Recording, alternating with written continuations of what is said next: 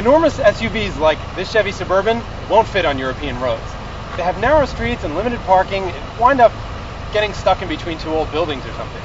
So having a big car in Europe is not prestigious, it's kind of a pain in the ass. You need 3 spots for that. So that's the reason why there's a market for premium small cars like this Mini developed by BMW.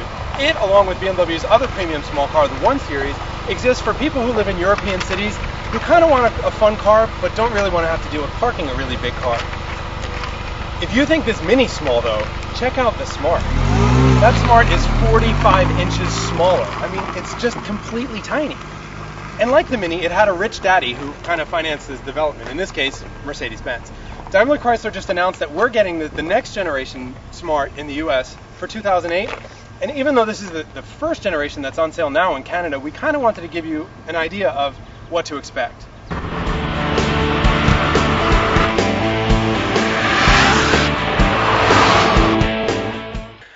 Look at how tiny this car is. It fits within the wheelbase of the Suburban with 32 inches to spare, and it's just as light.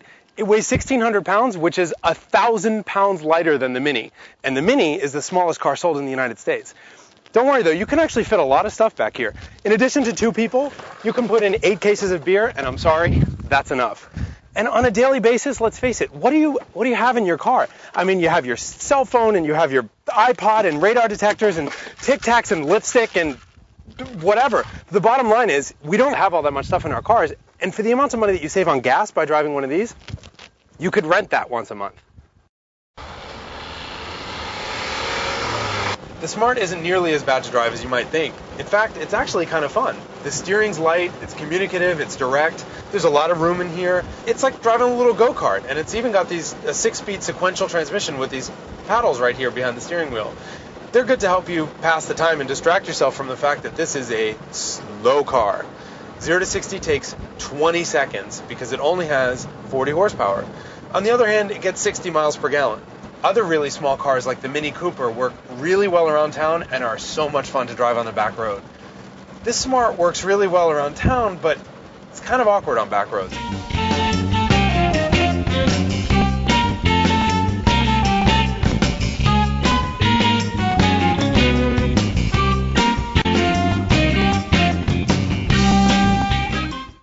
When you're driving a car that's this small, safety is really of primary concern.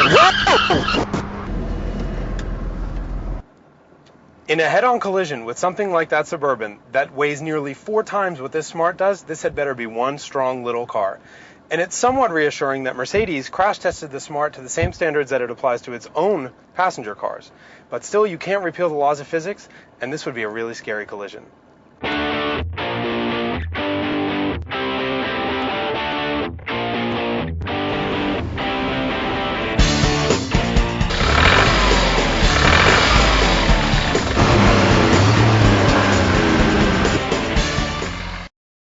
The Smart has a lot of safety features to help it cope with its small size and to avoid an accident in the first place. Things like anti-lock brakes, ESP stability control, dual front and side airbags. It also has a sandwich type construction where the engine will slide underneath the passengers in the event of an accident instead of like through your leg.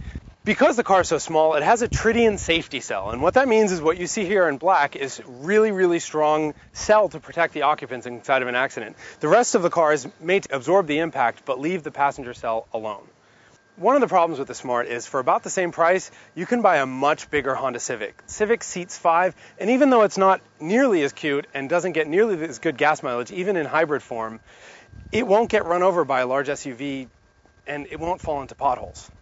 With 750,000 of these cars sold worldwide, we know there's a market for them, but we're not sure there's a market in the US. While you're here on the website, check out our feature that we put together, and more importantly, go to the forums. We want to know what you think. Would you buy one of these cars? Is it right for the US? Hey Mike, thank you so much for letting us drive the car. I really appreciate it. We got some good footage and it'll be on the website next week. Right on. All right, take care.